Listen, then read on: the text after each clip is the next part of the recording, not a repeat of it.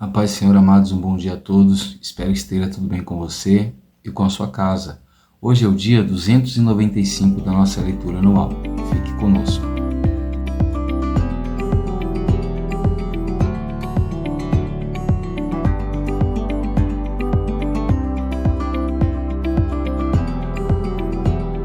Bom, amados, nós estamos estudando o Evangelho de Lucas e a nossa porção diária de hoje vai do capítulo de número 6 até o capítulo de número 7. Espero que você consiga separar um tempo no seu dia, fazer essa leitura e meditar nela, né? Creio que Deus irá falar poderosamente ao seu coração. Se você gosta, faça marcações, anotações naquilo que Deus revelar ao seu coração. O nosso texto devocional de hoje vai se encontrar no capítulo 7, os versos 31 e 32, nos quais a palavra de Deus vai nos dizer assim: E Jesus continuou: A que, pois, compararei as pessoas dessa geração? A que são semelhantes? São semelhantes a meninos, que sentados na praça, gritam uns para os outros: Nós tocamos flauta, mas vocês não dançam. Entoamos lamentações, mas vocês não choraram.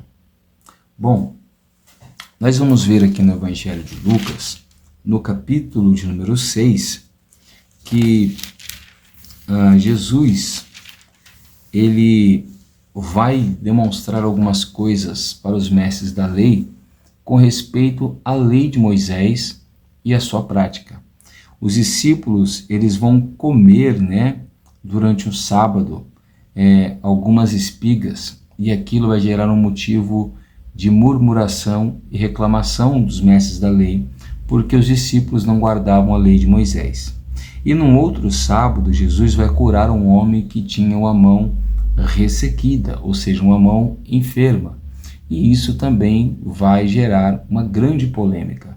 Como nós já vimos nos outros evangelhos, Jesus então vai mostrar para eles que não foi o homem criado para louvar o sábado, e sim o sábado foi criado para benefício do homem, né?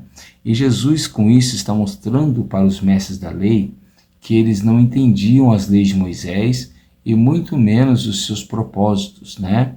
Que os ideais delas não era para engrandecer uma prática religiosa, e sim para levar o homem a louvar a Deus, a separar pelo menos um dia da sua semana para realmente se dedicar plenamente a Deus.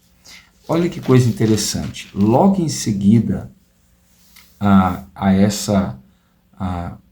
esse levantamento de questionamento, esse questionamento feito pelos mestres da lei, Jesus então vai falar sobre as bem-aventuranças e os ais. E nós vamos ver que os bem-aventurados, como nós já vimos no Evangelho de Mateus, os bem-aventurados são aqueles que, aos nossos olhos, são pessoas que sofrem, como os pobres, como os que têm fome, como os que choram. Só que estes receberão bênçãos celestiais. Agora, pessoas como aqueles que se gloriam nas riquezas, pessoas que se gloriam na fartura de comida e pessoas que se gloriam na abundância de alegria, no dia da salvação, no dia do juízo, eles vão lamentar, porque já estão recebendo o seu galardão em terra, né? Bom, depois Jesus vai nos ensinar mais. Ele vai nos ensinar sobre o amor aos inimigos. Se a lei dizia que nós devíamos amar os amigos e odiar os inimigos, Jesus vai nos ensinar o contrário, que nós devemos amar os nossos inimigos. E aquele que não faz isso não é filho do Altíssimo, ou seja, é um dever, uma obrigação do cristão amar o seu inimigo, se é que o cristão tem que ter um inimigo, né? Então o cristão ele deve amor a todas as pessoas.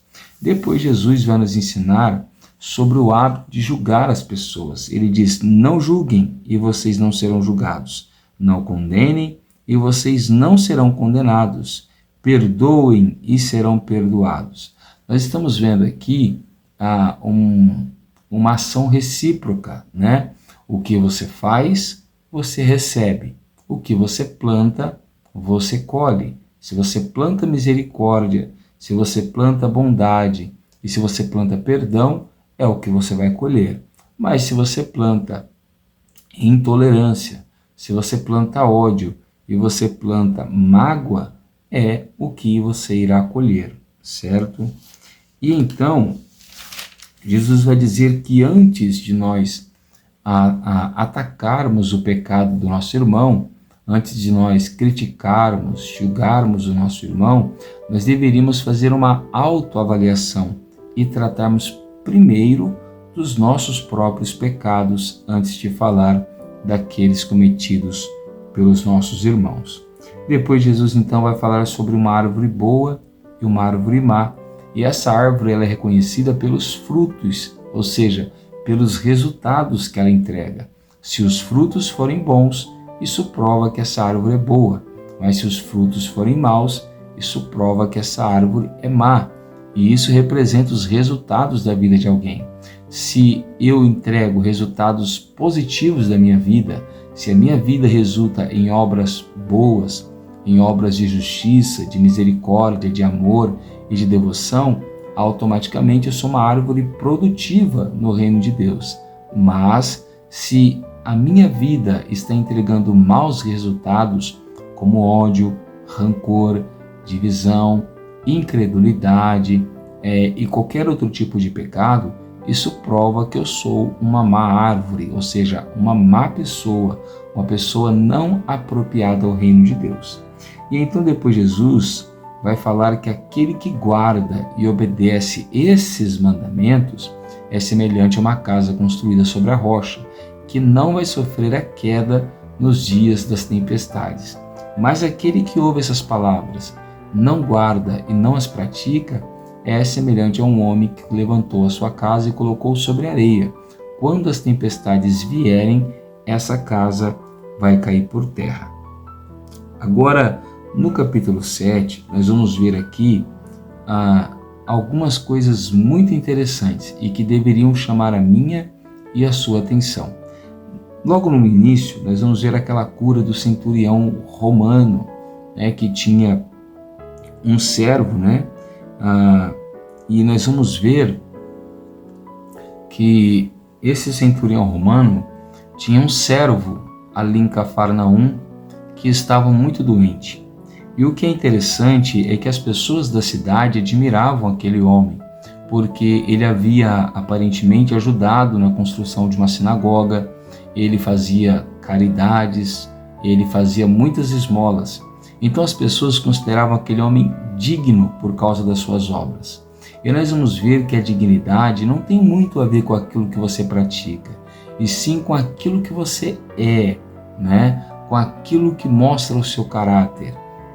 E esse homem, quando ele vai até Jesus, no meio do processo, ele reconhece que não é digno de receber Jesus na sua casa. Olha que contrapartida, enquanto as pessoas achavam que ele era digno, ele mesmo reconheceu que não era digno. E não por causa que as suas obras eram ruins, mas quando ele olhou para a santidade de Jesus, para a pureza de Jesus, para a dignidade de Jesus, ele viu a sua indignação. Observa que Pedro, na pesca maravilhosa, teve o mesmo sentimento, ao ver que Jesus não era um homem comum.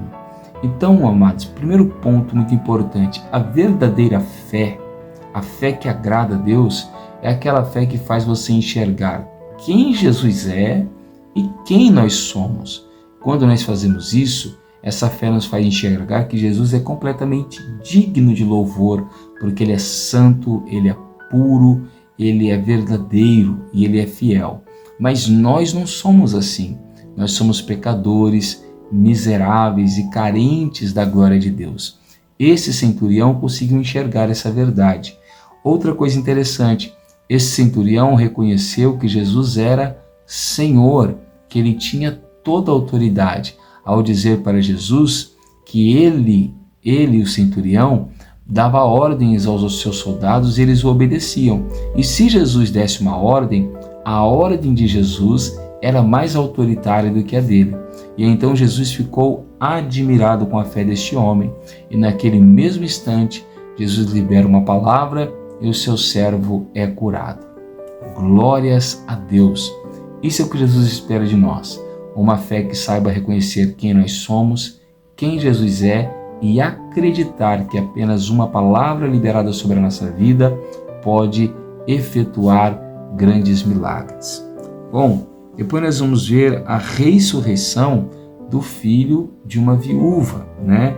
E essa viúva morava na cidade de Naim. Observa que o morto, ele reagiu às palavras de Jesus. Observa que o centurião reagiu à pessoa de Jesus e à sua santidade. Então nós estamos vendo aqui reações. Quando Jesus ordenou aquele rapaz que ressuscitasse, ele vai ressuscitar. E então os discípulos de João são enviados por João até Jesus para saber se Jesus realmente era o Messias ou não. E então Jesus diz: diga para João que os cegos estão vendo, os coxos estão andando, os leprosos são purificados, os surdos ouvem, os mortos ressuscitam, e aos pobres está sendo pregado o Evangelho. Bem-aventurado é aquele que não tem vergonha de mim. Observa que João aparentemente estava tendo uma dúvida, e isso pode ter a ver com a perseguição que João já tinha começado a sofrer. Parece que o homem de João não queria morrer. E então Jesus estava dizendo: olha, João, eu sou o Cristo. E não significa que porque eu sou o Cristo, eu tenho que te livrar, né? Então João recebe essas palavras.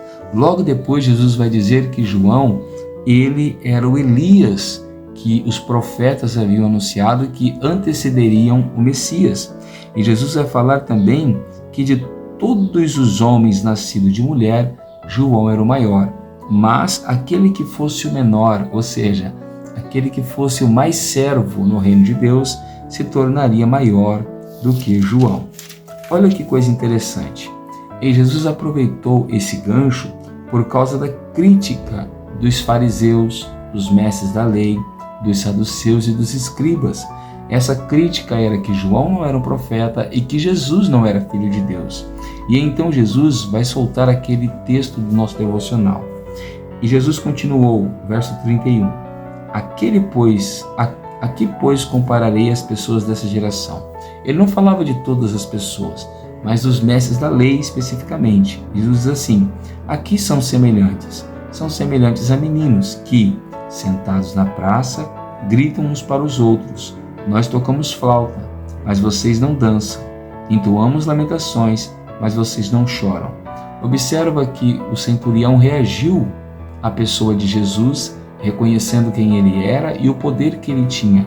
Observa que o filho da viúva da cidade de Naim também reagiu às palavras de Jesus, ressuscitando dos mortos.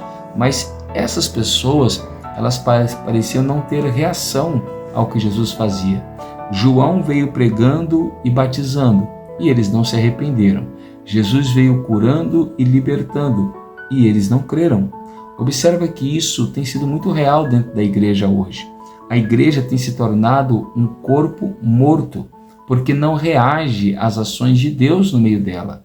A igreja é estimulada a ler a Bíblia e a igreja não lê. A igreja é ensinada numa pregação a orar e a igreja não ora. A igreja é ensinada a amar e a igreja não ama. A igreja é ensinada a abandonar o mundo e a igreja faz o oposto.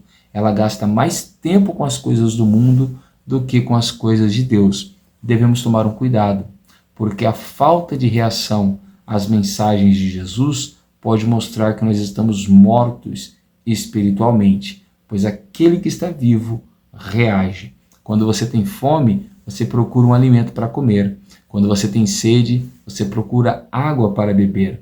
Quando você tem sono, você procura uma cama para dormir.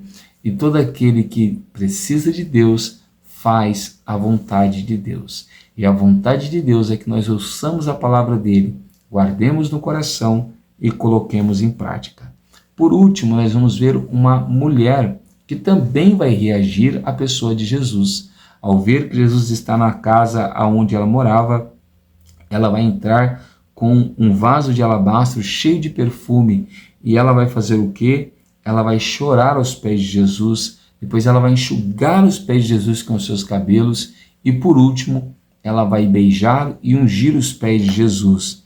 E as pessoas que viam aquilo começaram a criticar, principalmente o dono da casa, porque ele sabia que ela era uma mulher pecadora. Mas Jesus estava preocupado com o amor que ela estava demonstrando, com a reação dela à pessoa de Jesus. Ela reagiu a Jesus amando ele.